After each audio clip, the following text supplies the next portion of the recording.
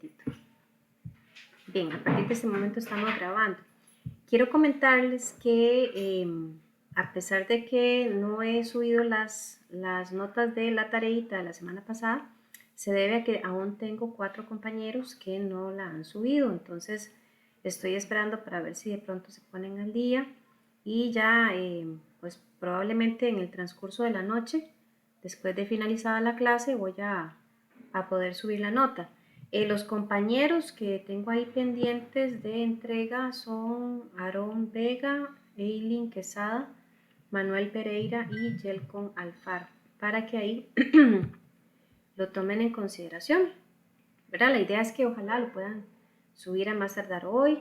Si tienen alguna situación ahí que les ha imposibilitado pues la entrega de la tarea, igual pueden tomarse esta semanita que viene. Lo que pasa es que se les va a acumular, ¿verdad? La tarea, porque hoy hay otra tareita. Entonces ahí pues la idea es que ustedes se organicen con su tiempo y no tengan ninguna dificultad al respecto. Voy a compartir pantalla para ver si arrancamos con la clase. Si alguno tuviera alguna consultita, ¿verdad? Alguna pregunta, pues podemos aprovechar ahorita mientras voy habilitando las pantallas. Dígame, Karen. Muy buenas tardes a todos. Buenas tardes. Pues sí me oye. Sí, correcto. Ok, gracias, profe. Profe, es que le iba a hacer una consulta. Claro. Viera que ayer fui a una entrevista de trabajo, ¿verdad? A una empresa, obviamente, de dispositivos médicos. Sí. Y me dejaron con una duda cuando hice la entrevista, porque bueno, yo puse que yo estaba llevando una formación técnica en control de calidad para dispositivos médicos, ¿verdad? Ajá. Entonces ellos, esa muchacha me preguntó, digamos, que cómo haría, si ellos me contrataran a mí, que cómo haría yo para hacerla, digamos, como tipo pasantía, como la prueba, digamos, como una práctica que se supone hay que hacer para este curso. Pero yo me quedé como extrañada porque yo dije que yo me acuerde en el programa, yo no vi que tuviéramos que hacer alguna práctica, o sí, profe. No, digamos, le voy a aclarar más bien lo siguiente. Esto que ustedes están llevando no es un técnico, es un programa. Y al ser un programa de capacitación o de formación, más bien formación técnica, no requiere hacer práctica, ¿verdad? Pero si usted lo presenta como un técnico por ejemplo, en control de calidad en el área de dispositivos médicos, los técnicos sí requieren práctica, pero repito, esto no es un técnico, esto es un programa de capacitación técnica. De hecho, es un programa muy cortito, ¿verdad? Si usted, no sé si ha tenido la oportunidad de empaparse sobre el otro, la otra opción que tiene IPEA de capacitación en el área de calidad, que es un técnico, ese sí es un técnico, es un programa mucho más amplio, ¿verdad? Más largo, y aún así está adecuado para que no requiera hacer práctica. La práctica de empresa, generalmente quien tiene que cumplir con esto son los colegios técnicos, ¿verdad? En el caso de institutos similares a IPEA o IPEA, por asuntos de tiempo, ¿verdad? O sea, no es factible, digamos, dar este otro elemento o espacio de pasantía, ¿verdad? Eso no está contemplado. Ya repito, los únicos que generalmente sí lo contemplan son colegios técnicos, pero lo que son institutos en general no lo, o sea, generalmente no lo hacen. Ah, ok. Sí, no, es que digamos, yo sí, digamos, este señor, bueno, aquí en el contrato y todo, ¿verdad? Lo que dice es un control de calidad en industria médica, ¿verdad? Es programa técnico, ¿verdad? Entonces, digamos, aquí dice formación, programa técnico, control calidad, industria médica, ¿verdad? Que así fue como yo lo presenté. una formación, ¿verdad? Como a mí me lo han explicado. Porque el otro, sí, el de control de calidad, que me han dicho que era un año, obviamente se abarca también cosas de las que hay aquí y, digamos, ellos nos hayan dicho, puede ser el de un año o el de 6 meses, pero era que sí me quedé extrañada porque yo le dije, no, pero es que en el programa no hay ningún, o sea, no hay nada que diga que tengamos que hacer ninguna pasantía, ninguna práctica. Y entonces me dice, es que dice, tiene que hacerla, ¿cómo haría si se le da el trabajo? Dice, porque eso dura como 2 o 3 meses. Y yo me quedé extrañada porque yo dije, que yo sepa que no, porque todo es virtual, ¿verdad? Sí, entonces de ahí sí me quedé como con esa duda. Entonces digo, voy a preguntarle a la profe porque me quedé extrañada cuando ella me dijo eso. Sí, no, ya le digo, probablemente esta persona le hizo el comentario porque usted utilizó esa palabra, que usted estaba llevando un técnico. Y se sobreentiende. No, profe, yo le dije una formación, no le dije, digamos, tal y como lo tengo aquí en el contrato, una formación, un programa técnico en control de calidad, así como lo tengo y así como me lo vendieron en el instituto. Ajá. Sí, correcto. Lo que pasa es que, o sea, lo que le quiero decir es que la persona que a usted la entrevistó probablemente quedó como con esa palabra de que era un técnico y o sea, pensó que era como los técnicos de los colegios técnicos. Los colegios técnicos sí tienen que llevar pasantía. Y otra cosita, no siempre el personal de recursos humanos de las empresas pues maneja, digamos, con mucha claridad o certeza cómo es que se maneja el asunto de los técnicos, para que usted más o menos tenga una idea. Digamos, acá en Costa Rica se manejan, por así decirlo, 5 niveles técnicos, ¿verdad? Los primeros 3 niveles, nivel 1, 2 y 3, no requiere pasantía. Y nosotros estamos en el técnico 2, ¿verdad? O sea, por lo menos este programa que ustedes están recibiendo entra en el rango de técnico 2. Ya a partir de técnico 4 y 5, que son los que generalmente se dan en colegios técnicos, y en algunas universidades, no todas, estos sí, como requisitos, según la CONASUB, es que requieren que se realice una pasantía o práctica, que generalmente es como de mes y medio realmente. Ah, ok, sí, no, yo me quedé con eso porque, como le digo, yo le dije a ella y ella se quedó así, me dijo, no, y bueno, ahí me dijo ahí eso, y le bueno, no, está bien, muchas gracias, igual voy a comentarlo, yo voy a preguntar porque que yo sepa en el programa no viene nada de eso, pero si me queda así, voy a preguntarle mañana a la profe. Sí, esto que ustedes están llevando verdaderamente, como lo decía y como se lo vendieron a ustedes, que es totalmente cierto, es una formación técnica. Y la formación técnica, como le estaba mencionando antes, entra en estos primeros 3 rangos de técnicos.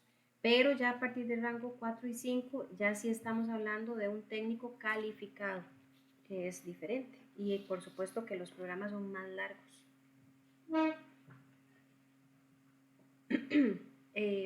No sé si le aclaro. Sí, está bien, profe, más bien muchas gracias. Sí, no, yo es porque me quedé con esa duda de ayer en la entrevista, entonces, no, voy a preguntar igual de todos modos, porque como ella me dijo eso, pero sí, no, perfecto, muchas gracias, profe. Con todo gusto. Don Javier, que levantó la mano. Buenas noches. Ajá.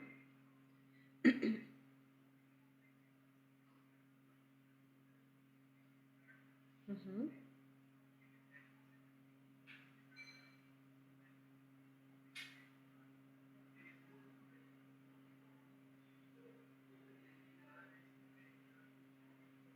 Uh-huh.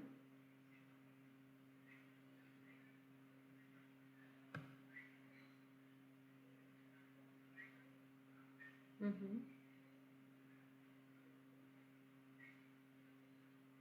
Sí, lo que yo le estaba explicando ahorita a la compañera, ¿verdad? O sea, es un técnico, pero está en el rango 2, de los técnicos que no requieren pasantía. Y eso más que todo tiene que ver con el tema de las horas y por ser un programita tan corto, ¿verdad? Porque si usted, digamos, hace una comparación con las carreras técnicas que ofrecen los colegios técnicos del país o algunas universidades, usted va a observar que generalmente son de un año como mínimo, ¿verdad? Y este es un técnico, llamémoslo así, digamos que es un técnico, pero no está, digamos que abiertamente conocido como técnico calificado, sino como un programa de formación técnica. Y ya le digo, la CONESUB tiene esta categoría de 5 niveles, por así decirlo, de técnicos, del 1 al 5, y este que nosotros estamos ofreciendo está en la categoría 2. Ya a partir de 4 y 5 estamos hablando de técnicos calificados, que son los que antes le estaba comentando, ¿verdad? Igual, vieras que me gustaría ese documentito que usted tiene, perdón, ¿será que usted me lo puede facilitar para observar bien la redacción?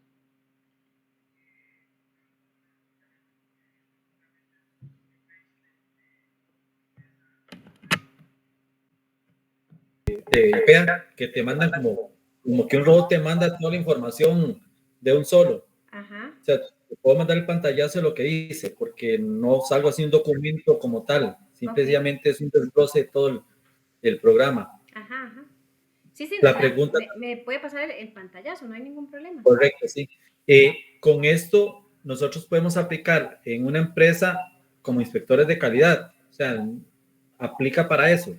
Sí, claro que sí, por supuesto. Ok, Ujú, ujú. ok, perfecto, sí, profe, solamente. Ok, ok, excelente. Gracias. Con todo gusto.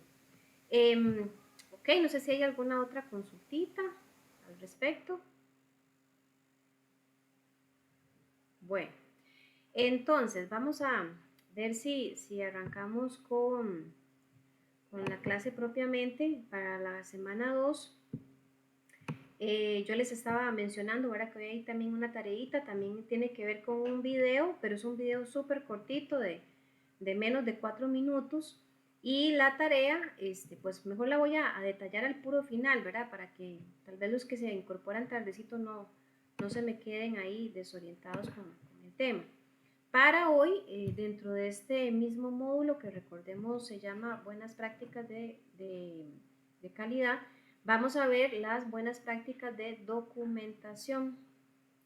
Y es un tema muy riguroso, ¿verdad? De detalles, de aspectos muy puntuales en el manejo de los documentos que como inspectores de calidad o como colaboradores del área de calidad, pues tenemos que tener siempre presentes.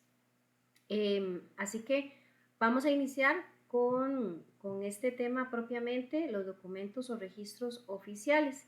Y es importantísimo pues que quedemos claros en qué es un documento o un registro oficial. Vamos a entender que es todo aquel documento en donde va a estar establecido procedimientos, especificaciones, planos, formularios que son vitales y que son de uso común para lo que es la manufactura de un producto, ¿verdad? En otras oportunidades hemos hablado de que en esta industria, pues no puede haber, digamos como decimos popularmente, perdónenme la palabra, batazos, ¿verdad? Sino que todo tiene que estar bien documentado, todo tiene que estar bien definido para que la persona que asuma X labor, simplemente al hacer una revisión de la documentación, pues tenga claridad de cuáles son los pasos a seguir y quiénes son los responsables, cuál es el orden de los procedimientos, cuáles son los recursos que se tienen que utilizar, etc. Entonces, los documentos, al ser tan importantes, pues tienen que cumplir con algunos requisitos, con algunas recomendaciones, porque recordemos que a fin de cuentas lo que estamos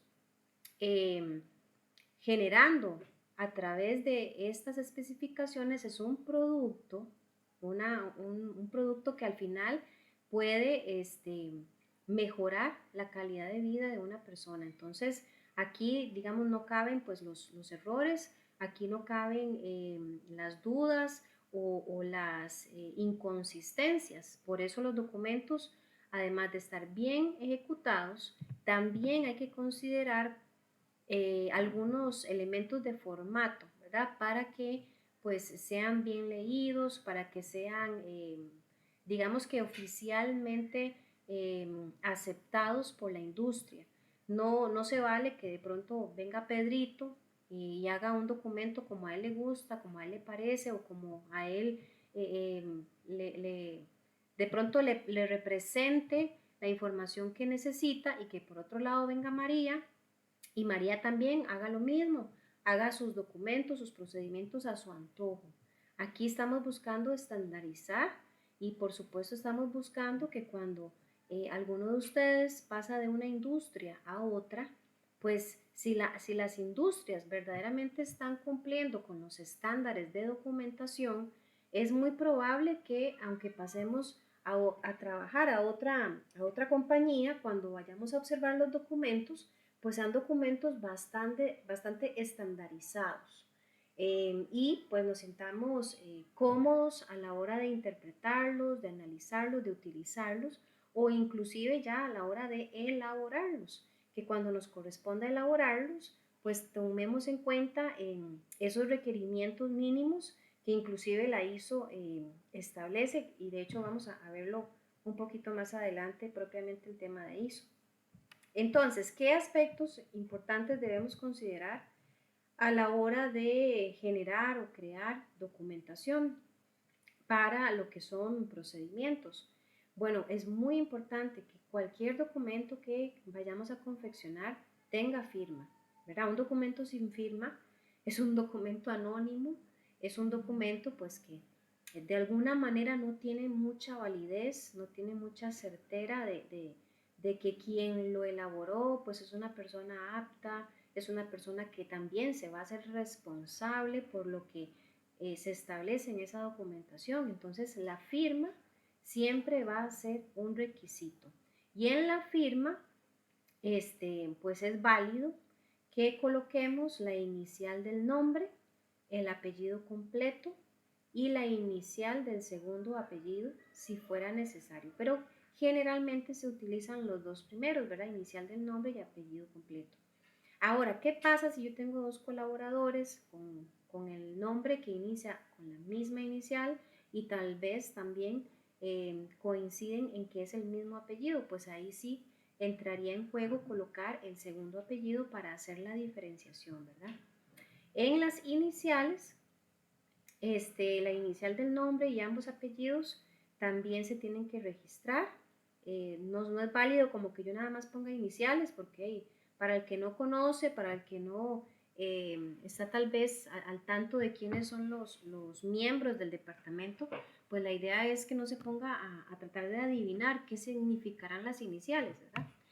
Otro elemento importante es colocar la fecha, ¿verdad? En temas de calidad, la fecha es un dato muy valioso.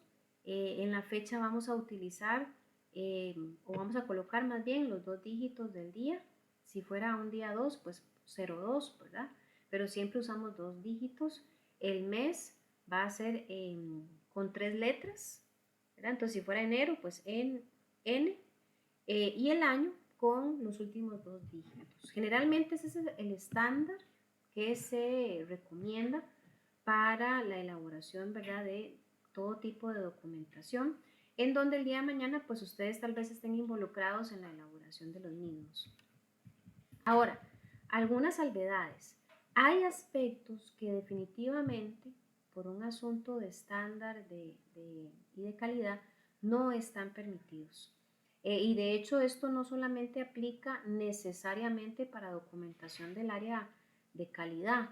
En términos generales, en la industria, ¿verdad? Hay aspectos que por un tema legal no son permitidos. ¿Y como qué aspectos? Bueno, el uso de corrector.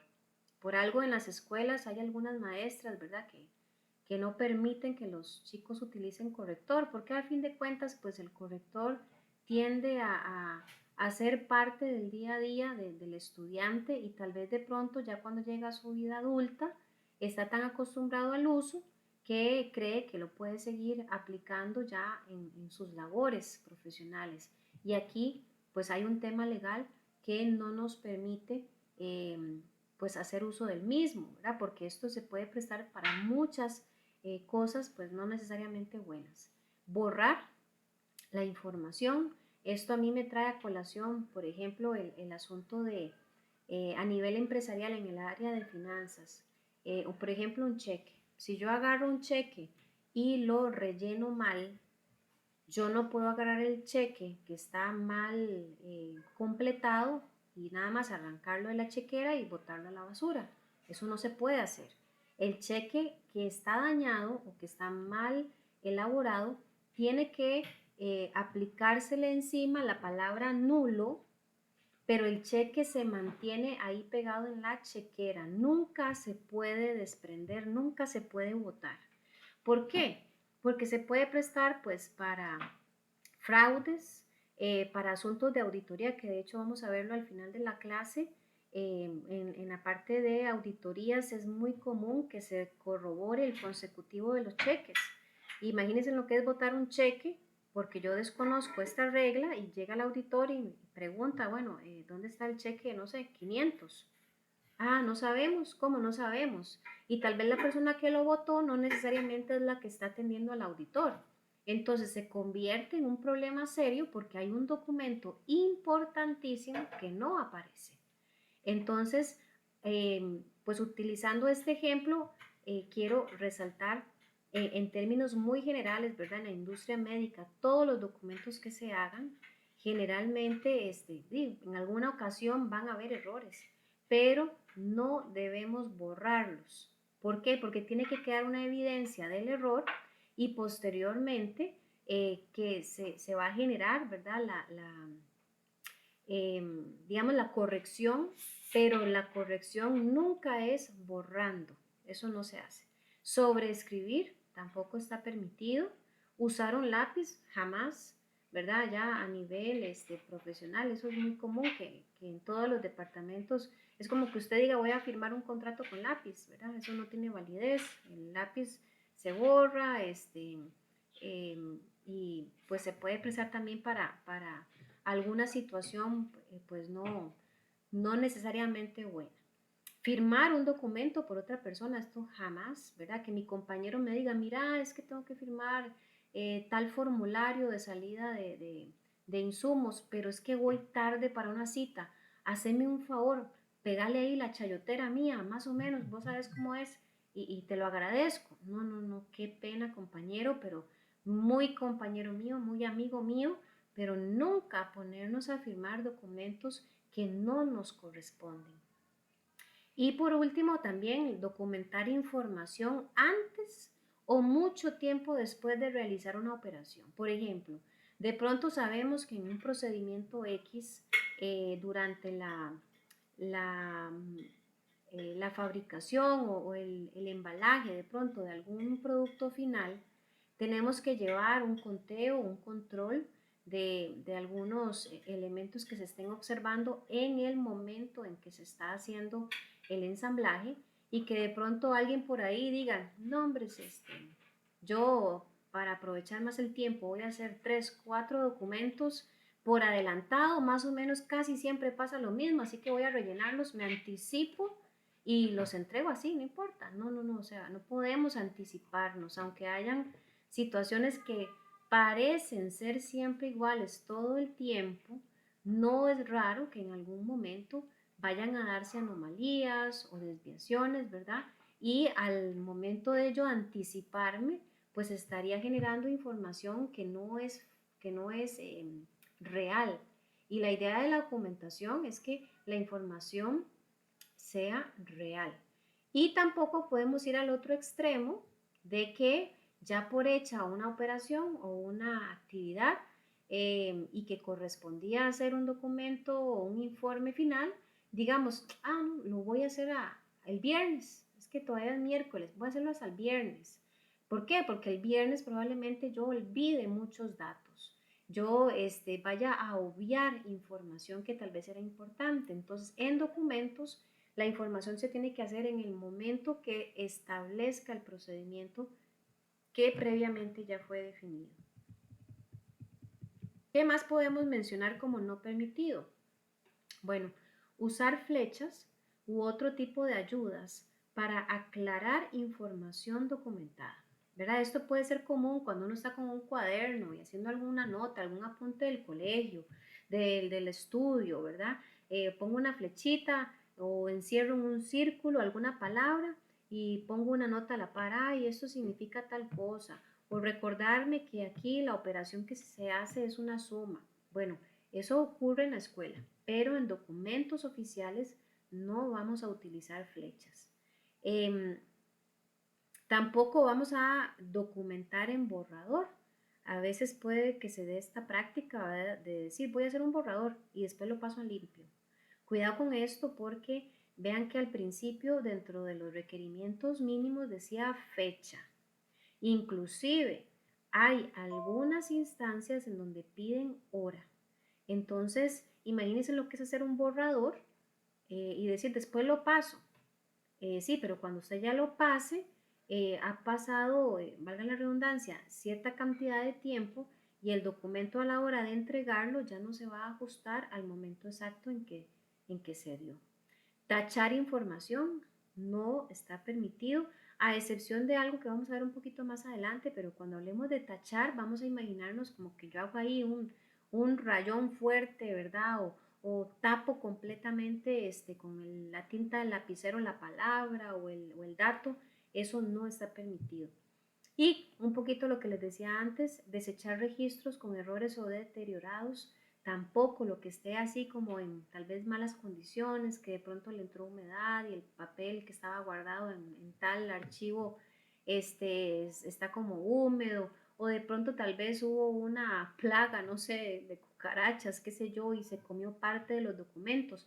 Ni siquiera estando deteriorado tendríamos que eliminarlo.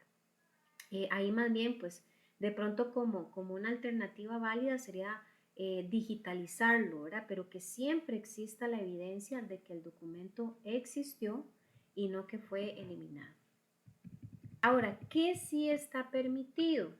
Bueno, cuando nos equivocamos, ¿verdad? Al estar registrando información en un documento o en un formulario oficial, es posible realizar una corrección, ¿verdad? No quiero que se malinterprete que cuando yo me equivoco, uy, qué torta, me va a tocar de pronto hacer el documento otra vez desde cero. No necesariamente.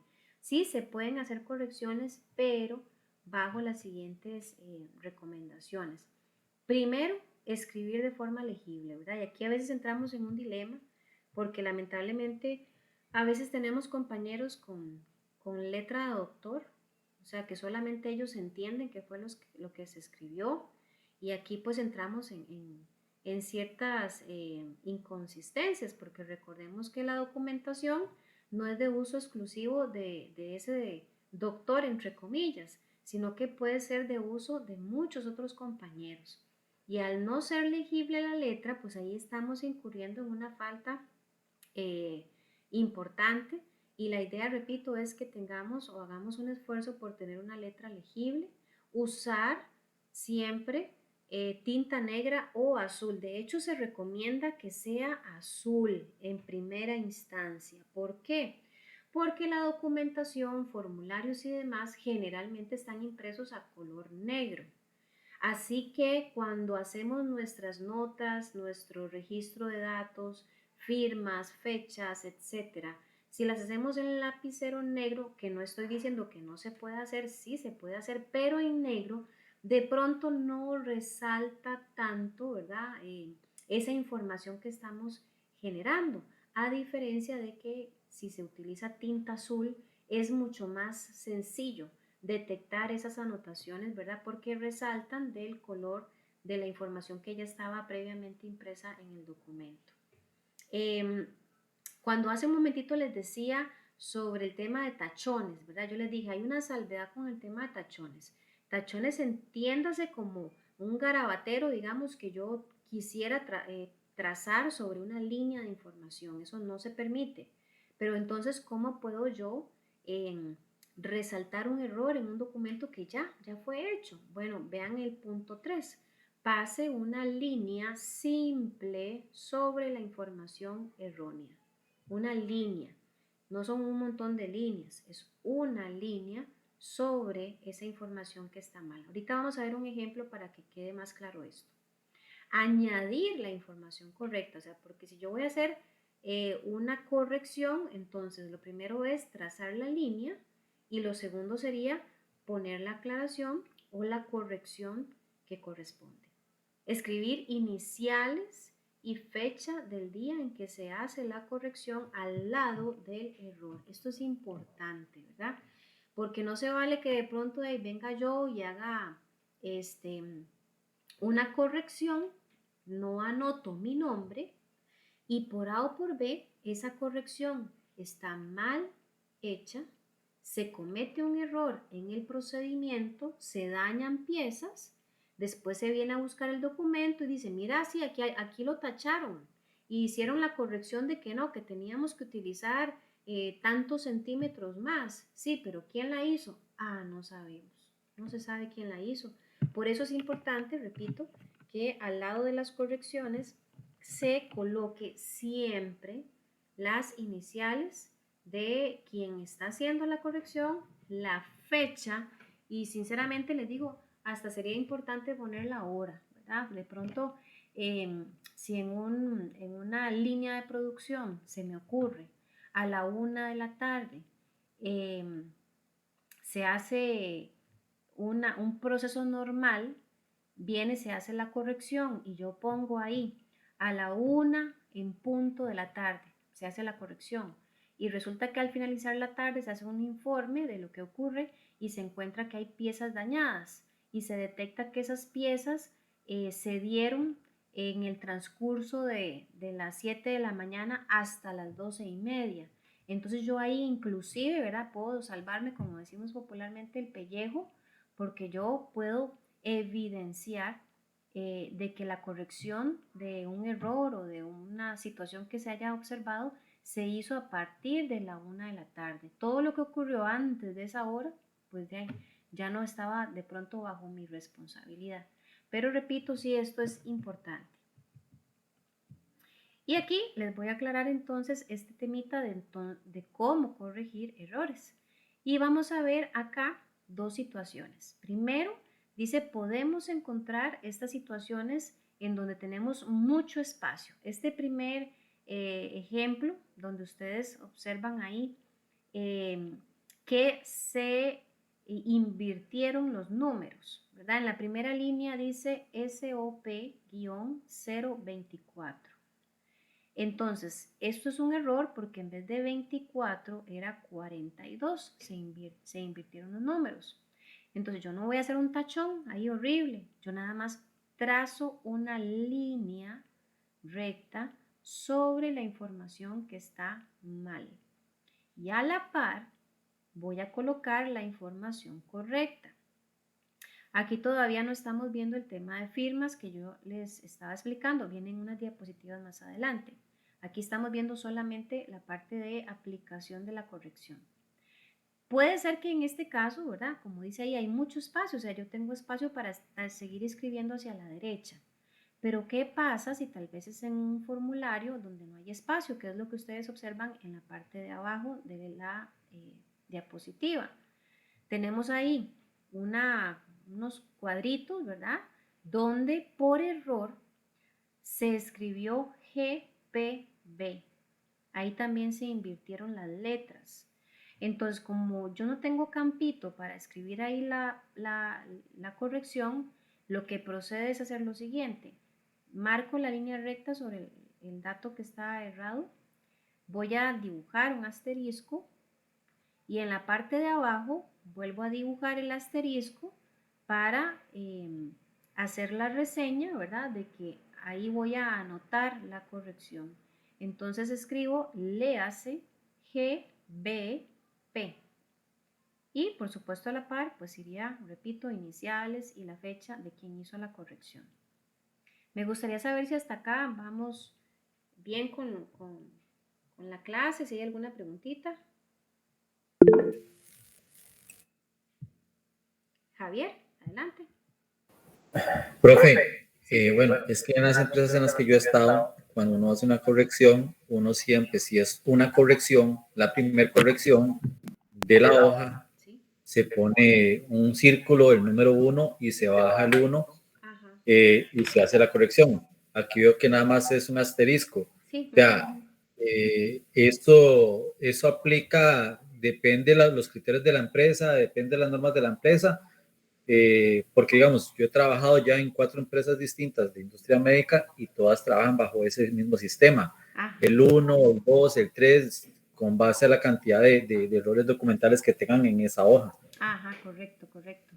Sí, digamos, ahorita aquí lo que nosotros estamos viendo rápidamente es la idea, digamos, generalizada de cómo corregir el error. Más adelantito ya vamos a ver como datos más, digamos, más concretos. Sin embargo, el asunto acá es que, permítame un momentito, por favor, disculpen. En este asuntito ahora particular, siempre se recomienda utilizar los requerimientos o las especificaciones de la norma 13.485 y de la 19.015. Entonces, se hace la salvedad del asterisco, ¿verdad? Para el manejo de los errores, ¿verdad? Ahora, esto que usted me comenta del circulito, donde se va poniendo, digamos, puntualmente cada uno de los errores, probablemente sea una práctica generalizada, ¿verdad? De la empresa, ya se hace un tema de costumbre. No está mal, porque no está mal, pero aquí, digamos, estamos cubriendo lo que dice la norma y la norma hace mención a asterisco, ¿verdad? Que es muy propio de industria médica. Yo no sé si tal vez en las otras industrias donde usted ha estado también son industria médica o no. Correcto, todas han sido industria médica y en todas siempre se aplica así como yo se lo expuse. Bueno, ahí es curioso, ¿verdad? Eso es curioso. De pronto, como le decía, puede ser una práctica propia de las empresas. Recordemos que, como lo vimos la semana pasada, verdaderamente el florecimiento de las empresas de industria médica en Costa Rica se dio de forma muy exponencial. Entonces es muy probable que pues los primeros trabajadores, o más bien los trabajadores de las primeras industrias médicas, fueron moviéndose hacia otras, ¿verdad? Y empezaron a llevar esa costumbre, a hacerla propia de la industria, pero repito, como la norma lo establece, es con asterisco. Igualmente, me parece que esa práctica del círculo con el número tampoco está mal, ¿verdad? Pero aquí estamos viéndolo desde la óptica de la norma. No sé si le aclaro. Sí, profe. Ok, Gracias. perfecto, con gusto. Ok, aquí era lo que les quería pues mostrar, antes lo mencionaba, ¿verdad? Errores más comunes. Entonces, vamos a ver estos dos ejemplos comparativos donde hay algo que está correcto y algo que está incorrecto. Por ejemplo, en el primer ejemplo, ¿verdad? Dice que corrección sin iniciales y fecha. Acá, si ustedes ven, voy a contar 1, 2, 3. La tercera columna de ese pequeño pantallazo que hay ahí se tachó, ¿verdad? Un dato, una información. Y como estábamos hablando de cuando hay poco espacio, ¿verdad? No voy a hacer ninguna marca ni voy a tratar de escribir ahí miniatura, sino que nada más tacho y a la par puedo poner una nota donde, como lo vimos antes, léase de tal forma, ¿verdad? Y por supuesto con el tema de la fecha que ya lo he mencionado varias veces. Importante, no deberíamos de entrar, digamos, en excesos de correcciones. porque al final, pues un documento que tenga excesos de correcciones tiende a ser confuso, ¿verdad? E inclusive si ustedes observan ahí, pues la letra no, tampoco, o sea, sí es legible, pero tampoco de pronto sea la mejor letra. Pero bueno, cada industria tiene que vérselas cómo lidiar con este asunto de la caligrafía. En la parte de abajo, donde dice corrección sin iniciales y fecha, vean que acá tenemos en la columna 2, para que ustedes vayan ahí siguiéndome, también se tachó, ¿verdad? Un elemento. Ahí si ustedes observan aparece mucho N/A, que de hecho en algunos casos por el tema de la letra, que vean lo importante que es, pareciera que lo que dice en unos cuadros es NIA, y realmente lo que supuestamente dice es N/A, que significa no aplica. Entonces, aquí por supuesto hay diferentes tipos de letras, así que es muy probable que sea un documento utilizado por diferentes personas. Y la recomendación siempre va a ser entonces seguir estas normas que hemos visto. Veamos los que vienen aquí a continuación. Corrección de una parte del error. Ahí el error fue la fecha, ¿verdad? Entonces se empezó a escribir 03 slash y se escribió una A y se determinó de que no era una A, sino que era probablemente A de agosto, ¿verdad? Sino que la fecha correcta era septiembre. Entonces se escribe a la par el dato correcto, 03 slash septiembre slash 08. Y abajo escribo las iniciales de la persona que hizo la corrección y la fecha en que hizo la corrección. Veamos abajo lo que no se tiene que hacer. Dice 19 M, supongo que de mayo, 08. Yo no puedo tachar de forma parcial un dato, porque ahí estamos viendo una fecha y la persona lo que hizo fue tachar nada más la M de mayo y arriba escribió pues lo que correspondía, que era abril. Yo no puedo hacer eso, yo tendría que tachar toda la fecha, toda completa, y hacer la corrección de toda la fecha. ¿Me explico?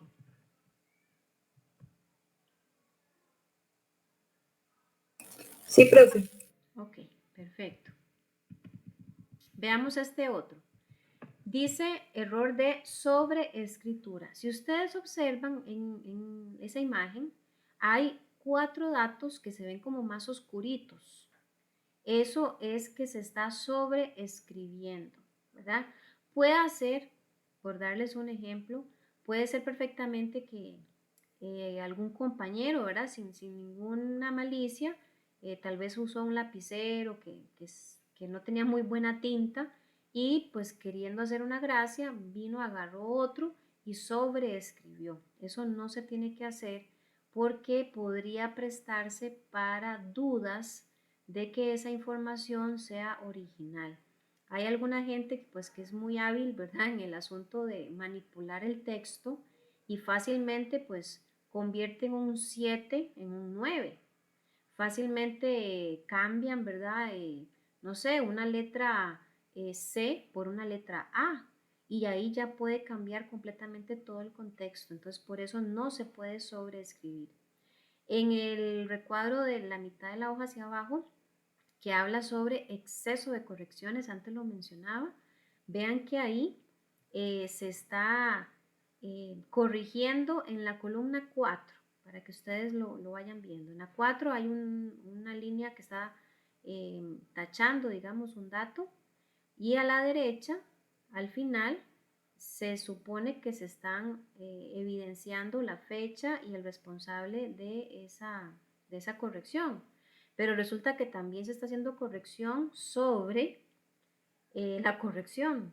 Entonces ya cuando entramos en este tema donde hay tantas correcciones, repito, se presta para dudas, se presta para confusiones, la información al no ser clara, pues puede prestarse también para que se generen errores y esto no es sano. ¿Qué sí está permitido? Bueno, cuando tenemos información, de pronto un formulario, ¿verdad? Que ya está previamente establecido. Y, por ejemplo, nos dicen que llene todos los espacios en blanco, a menos que el registro o procedimiento indique lo contrario. O sea, si a mí en el registro o en el procedimiento ya preestablecido no me indican que los formularios tienen que estar 100% llenos, si a mí no me hacen esa aclaración, parte sin novedad. Pero si me la hacen, o sea, si me dicen que usted no puede entregar ningún formulario con espacios en blanco, entonces vamos a utilizar las siglas NA de no aplica para esos espacios en blanco, ¿verdad? Y podemos usarlo de la manera en que ustedes ven en pantalla. Podemos aplicar, en lugar de escribir NA a una por una, que tampoco está mal, pero podríamos hacer esto que estamos observando, ¿verdad? Poner el NA en el centro y trazar una línea de un punto a otro, de manera que haga referencia a que se cubre todo ese espacio o área con el no aplica. También podríamos hacerlo como se ven a la derecha, ¿verdad? Que tal vez es solamente una fila. Entonces colocamos el NA en el centro y trazamos líneas a la derecha y a la izquierda con punta de flecha que da alusión a que es pues de un principio hasta un fin. ¿Qué sí está permitido? Bueno, aquí con respecto a los comentarios adicionales, bueno, pueden realizarse si son necesarios para aclaraciones. Es decir, que no vayamos a ponernos a escribir ahí, como dicen popularmente, papaya, ¿verdad? ¿Para qué escribir de más? Hay que aterrizar la idea, hay que ser puntual en la información. Ha pasado, ¿verdad? Yo he lidiado con compañeros que hablan, bueno, que escriben más bien pura palabrería y al final ni siquiera concretan qué era lo que estaban definiendo o lo que estaban aclarando. Entonces es mejor, si yo no voy a hacer ninguna adición positiva a la aclaración, mejor no hago nada y lo dejo así tal cual. Pero si voy a hacer las aclaraciones que sean bien puntuales, utilizar asteriscos como antes lo mencionábamos para hacer las referencias al comentario. Cuando existan varias notas aclaratorias, se permite enumerarlas y agregar siempre las iniciales y la fecha al final. De esto no hay quite, ¿verdad? Para todo lo que vayamos a digitar o a escribir, siempre tiene que aparecer iniciales y fecha. Ok, hasta acá alguna preguntita. Este es el primer subtema, ¿verdad? De la noche. Hoy vamos a ver 3 subtemas. Este primer subtema, recordemos que son las buenas prácticas de documentación. Ahora vamos a ver el segundo subtema, que es bastante cortito y hace referencia a la excelencia operacional. Dicho sea de paso, abro un paréntesis, la tarea de hoy tiene relación con este subtema, para que si están tomando nota, ¿verdad? Ahí lo tomen, o lo tengan presente. La excelencia operacional, ¿qué es? Bueno, es una filosofía de liderazgo, de trabajo en equipo y de resolución de problemas, que da como resultado la mejora continua en la organización a través del enfoque en las necesidades del cliente, el empowerment de los empleados y la optimización de los procesos. ¿Qué pasa con la excelencia operacional? Vean, semanas atrás en otro módulo habíamos mencionado un poquito sobre el tema de la mejora continua, ¿verdad? Y habíamos dicho que las empresas como mínimo, tienen que cumplir o aspirar a la mejora continua, como mínimo. Después de la mejora continua, nosotros o las empresas pueden ir subiendo de nivel, ¿verdad? De exigencias o en el nivel de calidad utilizando otras filosofías que son todavía mucho más específicas, mucho más exigentes. Y así, por supuesto, los resultados son muchísimo más contundentes. Y la excelencia operacional pues está en estos niveles más altos que el de mejora continua. Porque la excelencia operacional pues va a buscar, vean, incorporar estas tres variables: liderazgo, trabajo en equipo y resolución de problemas. ¿Y para qué? ¿Para qué quiere hacer esta incorporación de variables? Pues para que al final el cliente, por supuesto, pueda saciar todas sus necesidades a través de nuestros productos o servicios y darle a los empleados esa capacidad o ese empoderamiento que necesitan para estar bien capacitados, para rendir de la mejor manera y a su vez se va a ver optimizada, ¿verdad? Todos los procesos que la industria pues acostumbra a tener. Así que es importante que tengamos aquí presente qué es la excelencia operacional, ¿verdad? ¿Qué más podemos decir sobre la excelencia operacional? Bueno, podemos decir que tiene 5 elementos que son claves. Y estos 5 elementos pues van a tener relación, número 1, con la calidad del producto o servicio. La excelencia operacional siempre tiene que garantizar ser capaz de hacer las cosas bien. Aquí no se vale hacerlas más o menos, o a veces hacerlas bien y a veces hacerlas no tan bien. Aquí siempre hay que hacerlas bien. Rapidez. Aquí importantísimo el tiempo transcurrido desde la petición del cliente hasta la entrega. Entonces la excelencia operativa va a procurar que ese tiempo de entrega sea pues el más competitivo del mercado. Fiabilidad. En fiabilidad estamos hablando del cumplimiento de sistemas en los plazos acordados de entrega. Aquí en la fiabilidad tiene que ver también un tema de confianza, ¿verdad? Que el cliente diga, bueno, me ofrecieron que iban a entregarme X o Y producto cada mes en una fecha específica y han estado cumpliendo con eso desde que se acordó. Flexibilidad, capacidad para hacer cambios rápidamente, ¿verdad? ¿Cambios de qué tipo? Diseño, variedad, volumen, fechas.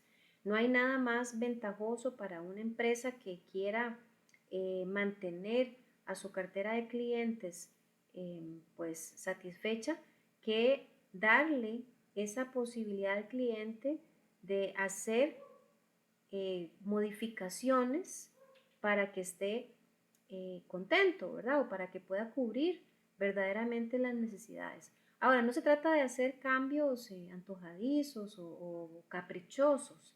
Estamos hablando de cambios que son permitidos, que son en la parte inclusive económica, son factibles de hacer. Hay cambios, por ejemplo, en fechas, que si estamos acostumbrados a de pronto hacer las entregas cada 15 de mes y el cliente le dice, mira, es que ya no me está alcanzando hasta el 15, ¿será que podemos mover la fecha para que lo entreguen los días 11? ¿Verdad? Y que haya esa flexibilidad, que la industria diga, bueno, sí tenemos la capacidad para hacer unos ajustes y poder hacer la entrega esos 4 días antes de lo que estaba previsto originalmente. O que si hablamos del volumen, que la empresa dice, bueno, habíamos hecho un contrato con un X cliente y le estábamos entregando, qué sé yo, 4 cajas de productos X y ahora el cliente dice, bueno, mira, ya con 4 no me alcanza, ¿será que podemos ampliarla a 7? Y que haya esa flexibilidad y no que todo esté escrito en piedra y que para el cliente la respuesta siempre sea no, porque eso pues verdaderamente no es rentable. Y finalmente el costo, porque aquí la excelencia operativa busca que la gestión de los procesos de transformación sean siempre al menor costo, ¿verdad? Entre menor sea el costo, pues más ventajas inclusive va a tener el cliente porque los precios tal vez no van a estar tan inflados, ¿verdad? Y para la industria en sí, el manejo de los costos casi siempre es un elemento que se busca de todas formas o de todas las maneras posibles ajustarlos para que sea rentable, ¿verdad? La producción o la entrega de un servicio. Entonces, vean que hasta acá, ¿verdad? Estas 3 diapositivas que vimos, de pronto esta primera no me detuve mucho tiempo, pero si ustedes observan, vienen esas 5 características, ¿verdad? De lo que es la excelencia operativa. O bueno, tal vez no llamémosla necesariamente 5, pero sí son aspectos que tienen que ver con la excelencia operacional. Este es el segundo subtema. Ya nos queda un temita para cubrir por ahorita y pues voy a hacer el paréntesis de una vez de la tarea para que de pronto quede bien clarita. Así que voy a salirme un segundito de acá de la presentación para mostrarles la tarea. Vean, la tarea tiene el video que antes les mencionaba, es de 3 minutos y un poquito más, súper cortito. Se habla sobre el tema de la excelencia operacional. Entonces ustedes van a ver el videito y van a responderme esas 4 preguntas que ven en pantalla. ¿Cuál es el tema central del video? ¿Cuál es la diferencia entre excelencia y excelencia operacional? Van a citar y a explicar las características de la excelencia operacional y además van a explicar con sus palabras cuál es la importancia de la excelencia operacional. Recordemos, o más bien recuerden ustedes por favor, que la respuesta de estas 4 preguntas tiene que ser con la información del video. No se me pongan a buscar información ahí en San Google, ¿verdad? Porque tiene que estar relacionada con el video, si no, pues no cumplimos el objetivo previsto. Esta es una tareita que igualmente tiene una semana de tiempo para completarla. Está muy sencilla, verdaderamente. Y pues lo que buscamos con esto es que se refuerce todavía más este subtemita de la excelencia operacional. No sé si hay alguna dudita con respecto a la tarea. La pueden hacer a mano, ¿verdad? Le toman una foto y la suben. O si tienen a gusto hacerla en digital, pues la hacen en digital y me suben el archivo. Ok, bueno. Y el tercer tema para cubrir hoy es auditorías. Las auditorías en sistemas de gestión y tratamiento de hallazgos. Yo no sé si aquí alguien tal vez está familiarizado con el asunto de las auditorías. De pronto me gustaría saber si alguien lo está para que nos comente qué experiencia ha tenido o qué es lo que sabe acerca de las auditorías. Adelante, Javier. Bueno, en mi caso, de hecho, hoy tuvimos una auditoría en la empresa por medio de Boston Scientific. Ellos más que todo llegan a ver, porque nosotros, esto es como una de manufacturamos a Boston, a Terumo, entre otras empresas. Entonces llegaron a ver cómo es el proceso, lo que es el sistema de documentación, que es el trazado, todo lo que es el sistema que nosotros usamos en las máquinas, el cómo se manufactura, la documentación que sea legible, todo esto que usted ha estado hablando, ellos lo aplicaron mucho en esta auditoría que nos hicieron hoy. Entonces ya es para una empresa como la de nosotros, que le facturamos, valga la redundancia, a otras empresas, eso es muy común, eso es pan de todos los días prácticamente, de que llega, tal como llegó Boston, mañana puede ser que llega pues, representantes de Terumo, llega representantes de otras empresas. Entonces, siempre hay que tener una constante en todo lo que son que el manual de procedimiento esté en perfectas condiciones, que esté legible, todo ese tipo de cosas. Perfecto, perfecto. Pero la pregunta, ¿verdad? Nada más para que a manera de sondeo. ¿Ustedes están al tanto de cuándo van a ser auditados? En mi caso, bueno, en el caso de nosotros, de esta empresa, una semana antes nos dicen que vamos a ser auditados. Ok, ok, perfecto, perfecto. Gracias por el dato. Porque les voy a contar algo, ¿verdad? En términos generales, las auditorías originalmente fueron desarrolladas, ¿verdad? O aplicadas con un objetivo muy claro y era detectar el nivel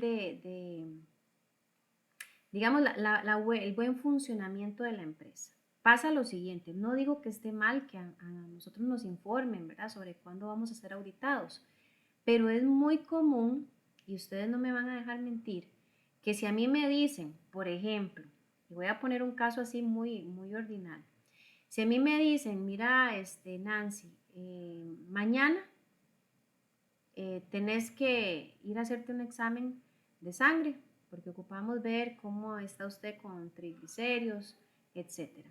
Bueno, muy probablemente yo hoy voy a cuidarme muchísimo con lo que yo esté consumiendo, inclusive como es un requisito, pues al día siguiente cuando uno le hacen la prueba ir en ayunas, pues cuidarme, ¿verdad? De ir verdaderamente en ayunas.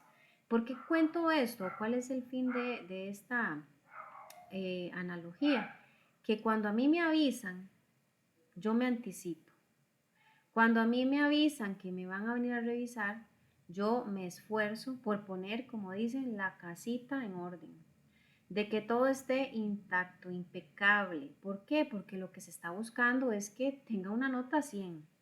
Se está buscando que cuando aplique la auditoría, pues haya una satisfacción completa, ¿verdad? Y que por supuesto, si encontraran una que otra situación por mejorar, sea algo mínimo de pronto, ¿verdad?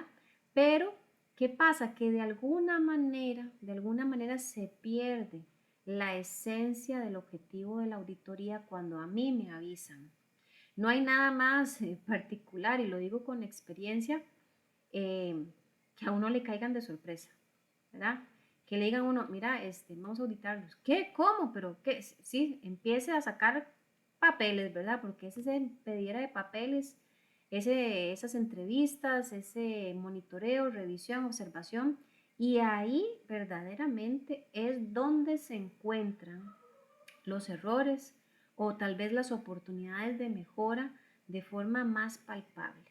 Cuando se le avisa a uno, pues los que han tenido experiencia, como el caso del compañero, no me dejan mentir, esos 5 días antes pasan corre y corre porque tienen que poner en orden aquello que tal vez no esté muy bien.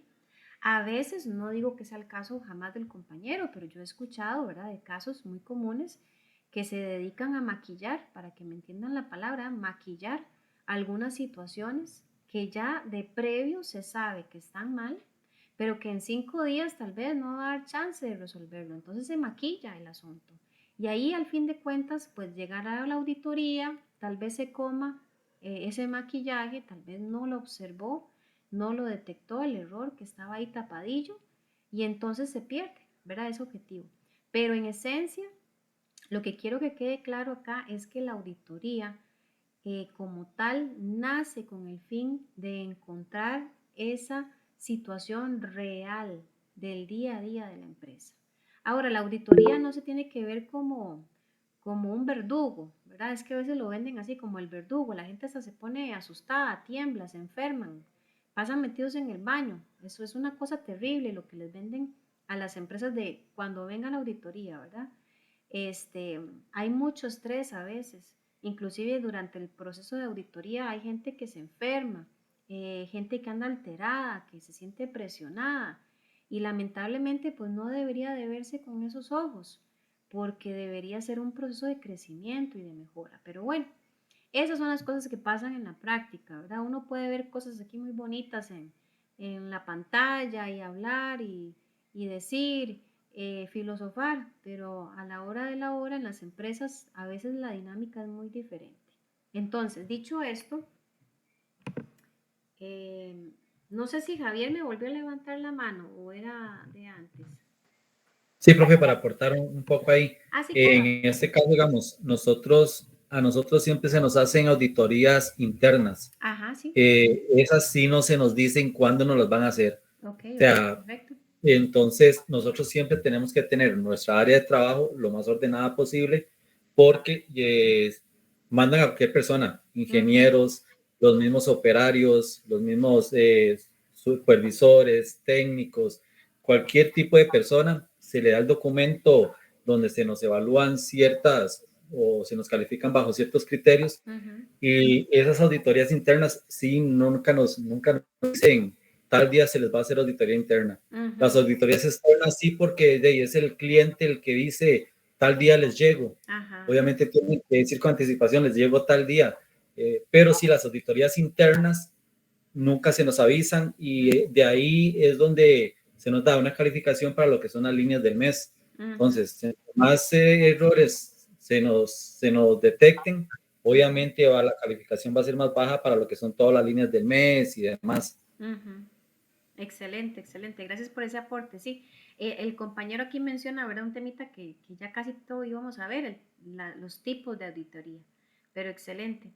Entonces, muchachos y muchachas, auditoría, ¿qué es, verdad? Pues ahí ustedes tienen en pantalla una definición de acuerdo a la ISO 19011 y pues es un proceso sistemático. ¿Por qué sistemático? Porque hay pautas ya previamente establecidas que hay que seguir en un orden definido.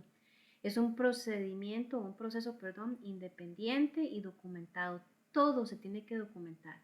¿Verdad? El auditor generalmente va a decir, muéstreme, muéstreme, muéstreme. O sea, hay que evidenciar absolutamente todo. Y de ahí lo que veíamos al inicio de la clase con el tema de los documentos. Yo no puedo votar documentos aunque estén mal elaborados o aunque tengan errores. Porque cuando el auditor pide el documento, pues yo le voy a mostrar, mire, este documento con tal consecutivo no se está utilizando o se ha archivado porque generó un error, pero se sustituyó con tal y cual. Pero siempre tiene que estar todo documentado. Este proceso es para obtener esas evidencias de auditoría, para evaluarlas, porque no solamente es ir a revisar, por decirlo así, una lista de chequeo y ver si se cumplió o no se cumplió, sino que también hay que evaluar de forma objetiva la información que se detectó y después se desarrollan los informes, las recomendaciones y las mejoras, ¿verdad? Que la empresa, por supuesto, pues debe aplicar o implementar con el fin de que tenga una calificación mejor. Como decía el compañero, los clientes muchas veces están invirtiendo sumas de dinero altísimas y no pueden generar esta inversión en empresas que probablemente no estén cumpliendo con estándares mínimos de calidad. Así que la auditoría de alguna forma viene a ser como una escoba, ¿verdad? Que barre todo lo que no está funcionando bien y está generándole esas recomendaciones para que se ajusten de mejor manera a los requerimientos del negocio y del mercado. Ahora, cuando hablábamos, ¿verdad?, de auditoría propiamente, se mencionaron algunos términos puntuales, sistemático, ya ahí pues lo explicaba un poquito, ¿verdad?, que son procedimientos o pasos lógicos y organizados, que es independiente, ¿por qué? Porque los auditores tienen que ser independientes de la actividad que se audita. No se vale, y de hecho es muy común, ¿verdad? Va a sonar un poquito feo lo que voy a decir, pero es muy común que en las empresas se refieran a los auditores como los sapos, porque ellos literalmente, y en el buen sentido de la palabra, sapean todo. Ellos tienen que escarbar todo, todo. Y se recomienda que haya esa independencia. Inclusive es muy común que los departamentos de auditoría, de pronto que están dentro de la empresa, no tienen mucha relación con el resto de los colaboradores y es un asunto de objetividad. ¿Por qué? Porque si el día de mañana un auditor pues era el super amigo de un gerente, no va a ser compatible, no va a ser objetivo que ese auditor vaya y audite a ese gerente. ¿Por qué? Porque podría ser, no digo que siempre, pero podría darse que por ese asunto de la confianza, de la amistad, ¿verdad? De la familiaridad que tengo, se vaya a incurrir en faltas de, mira, esto lo hiciste mal, pero como sos mi compañero, no te lo voy a poner aquí en el informe para que no te afecte, arreglarlo por otro lado. Entonces ahí se pierde mucho, ¿verdad? La transparencia del proceso. Tiene que estar documentado, como ya decíamos, porque las evidencias son los que me van a permitir desarrollar el informe. Las evidencias como tales, ¿cuáles son? Registros, declaraciones de los hechos, porque es muy común que se hagan entrevistas. Y los criterios de auditoría generalmente van a estar definidos por grupos de políticas, ¿verdad? Por procedimientos, por estándares o por normas ya eh, previas que manejan la industria, pero por lo menos estos 5 elementos sí son claves en el proceso de la auditoría. Ahora, ¿por qué necesitamos auditar? Bueno, primero, porque la auditoría funciona como un escáner, ¿verdad? Hace esa revisión detallada, finita, de toda la situación que se está presentando. Casi que podemos decir que es como una radiografía de la empresa. Permitir conocer el desempeño del sistema, o sea, con la auditoría podemos conocer si ese desempeño es el óptimo o podría no serlo. Proporciona información real sobre la cual pueden basarse las decisiones, y además se puede eliminar ideas preconcebidas e información sesgada, ¿verdad? O sea, la información sesgada es esa información que tiene errores intrínsecos. De pronto sí, tal vez hay un grupo de colaboradores que están teniendo una visión distorsionada, tal vez de la jefatura, de la manera en que la jefatura está llevando a cabo pues, sus tareas, y se hacen las entrevistas a estos colaboradores para conocer por qué tienen esta visión de la jefatura, y de pronto se encuentra que hay datos que ellos están manejando que son puras suposiciones, que no hay hechos reales o verdaderos. Entonces, tal vez se ha estado filtrando información o conjeturas que se salen completamente de la realidad por una falta de objetividad. Entonces, cuando hay información sesgada, es información que no es veraz al 100%. Y aquí era lo que les mencionaba hace un momentito sobre el tema de los tipos de auditoría.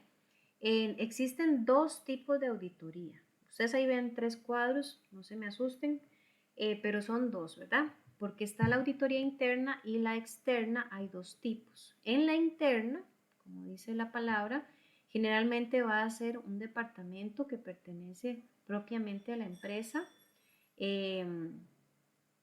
y este departamento, pues como inclusive mencionaba el compañero antes, tiene el objetivo de estar auditando generalmente de forma espontánea y sin aviso previo, para evaluar de forma muy neutral y muy transparente cómo es la gestión de cada departamento o de cada proceso. Ahora, la auditoría interna es ese mecanismo que permite que la empresa, por así decirlo, se prepare para afrontar una auditoría externa. La auditoría externa es una empresa completamente aparte, independiente, separada de la empresa donde laboramos, que de hecho se dedica a auditar a todas las empresas que las contraten, y la auditoría externa eh, viene a ver con lupa, ¿verdad? Todos los procesos, inclusive aún a pesar de que una empresa haya pasado por el filtro de la auditoría interna, no necesariamente todo va a estar perfecto, porque la auditoría externa podría ser todavía más exigente, y puede ser que encuentre aún así muchas oportunidades de mejora. ¿Qué pasa con la tercera que ustedes ven en pantalla? También es una auditoría externa, pero esta es una auditoría de certificación. Y cuando hablamos de certificación podemos hablar de las ISO, ¿verdad? O de las OSAS, perdón, donde ya es una entidad propiamente existente para lo que es hacer auditorías a empresas para corroborar si cumplen con requerimientos necesarios para ser certificadas. Y este tema de la certificación, ¿verdad? Pues son reconocimientos de manera universal. No es lo mismo que yo invierta mi dinero en una empresa X a que lo invierta en una empresa que está certificada en una ISO, ¿verdad? Porque eso dice que está alcanzando niveles estándares de calidad. Y para un inversor o un cliente que invierte es muchísimo más seguro o por lo menos menos riesgoso invertir en una empresa que ha dedicado tiempo, que ha dedicado dinero y recursos para hacer que todos sus procesos o por lo menos alguno de sus procesos esté certificado. Algunos requisitos fundamentales para una auditoría efectiva. Bueno, primero tiene que haber apoyo de la dirección. Si la cabeza, como dicen, está mal, pues es muy difícil que lo demás esté bien. Así que si la directiva o la cabeza propiamente está consciente de la importancia de la auditoría, pues siempre va a haber un buen liderazgo. Los auditores tienen que estar entrenados. Esto es digamos que esencial, por supuesto. Tiene que haber esta independencia de los auditores que mencionaba antes, tiene que haber un acceso a documentos. Es imposible que llegue la auditoría y que hayan jefes que escondan papeles o que digan, no, no estoy autorizado para facilitarle esto, no, qué pena. En una auditoría ellos tienen que tener acceso a toda la documentación, pero está la contraparte que no hemos mencionado. El auditor, dentro de muchas de sus calidades, está el tema de la confidencialidad, porque se supone que ellos, al tener acceso a toda la documentación de la empresa, hay información confidencial que no puede salir a la luz. Así que por eso es que se habla del tema de que haya acceso a los documentos, porque va a existir, digamos que de previo, la garantía o la tranquilidad de que información que sea muy vital o muy delicada para la empresa, aunque sea conocida por un tercero, no va a ser publicada, ¿verdad? De forma, digamos que de forma irrespetuosa o de forma irresponsable más bien. Acceso a todos los niveles gerenciales y procedimientos de auditoría definidos. O sea, un auditor no va a llegar ahí, no sé, con las manos vacías. Ellos tienen que llegar ya previamente con la documentación de qué es lo que vienen a revisar. Ya ellos tienen que saber qué vienen a revisar, a quién le van a preguntar, a dónde van a ir, porque si no, no tendría sentido. Por eso las auditorías son bastante estructuradas. Y las auditorías, por aquello, ¿verdad? Si alguien no está familiarizado con el proceso, no es un proceso que se haga en 10 minutos, ¿verdad? Hay auditorías que pueden demorar 15 días perfectamente o más, dependiendo del tamaño de la empresa. Y para ir finalizando, es importante también en temas de auditoría conocer que la norma 19011 es la utilizada para realizar las auditorías de los sistemas de gestión en cualquier tipo de auditoría. Y los principios de auditoría son básicamente 5. La integridad, bueno, son 4, ahí se me fue un numerito, ¿verdad? Qué pena, ahora lo arreglo. La integridad, se dice que el auditor debe ser un profesional, tiene que ser imparcial, aquí no caben las amistades, tiene que actuar con honestidad. Qué pena, si lo que tengo que decir es algo muy grave, pues hay que decirlo, hay que documentarlo, y tiene que ser una persona responsable, tiene que demostrar su competencia durante el desarrollo del trabajo. También el debido cuidado profesional. Aquí, de acuerdo con la importancia de las tareas que se desempeñen y la confianza que se deposita en los auditores, tiene que haber este cuidado profesional, ¿verdad? Que nunca hayan malos entendidos, que nunca haya información dudosa o información incompleta o inconclusa. Aquí, digamos, aunque es muy común para los auditores ya con experiencia, no es, por supuesto, por ejemplo, que un jefe ahí a mitad de la auditoría le diga al auditor, vayamos a almorzar juntos, o qué te parece si vamos a tomarnos un café juntos. Ese tipo de situaciones no se debe dar, porque siempre se tiene que mantener esa neutralidad y esa línea, ¿verdad?, de distanciamiento para que no se vayan a dar conflictos a la hora de generar informes. La confidencialidad que antes mencionaba con el fin de proteger la información, esto es clave, ¿verdad?, en los procesos de auditoría. Y por último, la independencia, porque tiene que haber esta imparcialidad de la auditoría y la objetividad de las conclusiones que la auditoría establezca. Todo esto, se ve o se detalla, ¿verdad?, en la ISO 19011, que como les decía es la que define las pautas de la auditoría en todos los procesos de gestión. Hasta acá, jóvenes, ¿alguna consulta?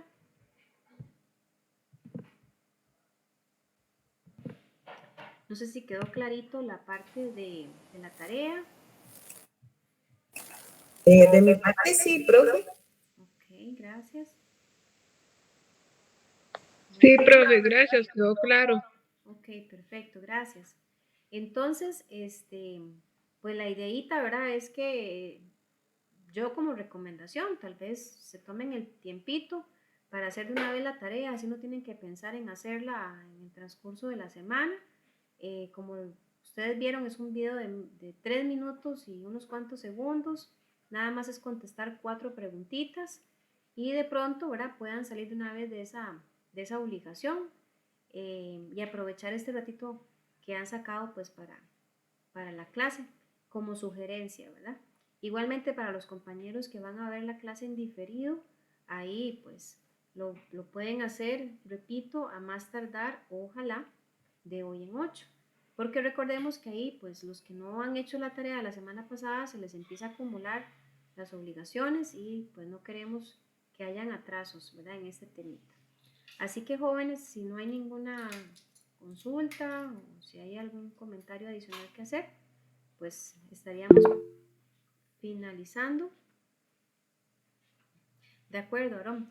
Estaríamos finalizando entonces por hoy la clase y pues desearles una feliz noche y que tengan una excelente semana. Igualmente, profe, muchas gracias. Gracias, Con profe. gusto, hasta luego. Buenas noches. Buenas noches. Igual para ustedes. Hasta luego, profe. Gracias, hasta luego. Buenas noches. Chao, hasta luego.